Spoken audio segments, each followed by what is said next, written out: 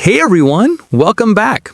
In this video, I'll show you how to turn off the swipe to open camera gesture on your iPhone, a new feature available starting with iOS 26.1 Beta 4.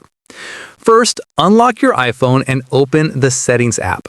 Once you're inside, scroll down and tap on Camera.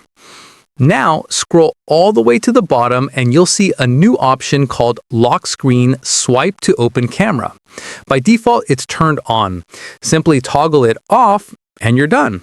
From now on, swiping left on your lock screen won't open the camera app anymore, which is perfect if you've been opening it accidentally or just want a cleaner lock screen experience. And here's a quick tip. If you don't feel like scrolling through settings, just use the search bar at the top of the Settings app. Type in Swipe to Open Camera, and it'll take you straight to the option. That's all for today. Try it out and see how it works for you. If this helped, give it a thumbs up, drop a comment, and don't forget to subscribe for more quick iPhone tips.